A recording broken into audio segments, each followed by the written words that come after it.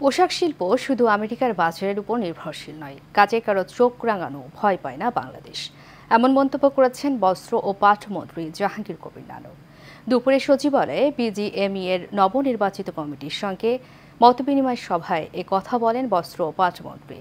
বাংলাদেশের পোশাক শিল্পের বাজার অনেক বড় হচ্ছে, বিশ্বের বিভিন্ন দেশে প্রতিযোগিতা করে জায়গা করে নিয়েছে তৈরি পোশাক শিল্প।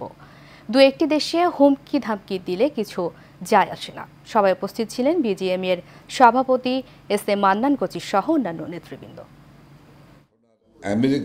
আমেরিকার বাজারের উপরে নির্ভরশীল নয়, কাজেই কেউ আমাদের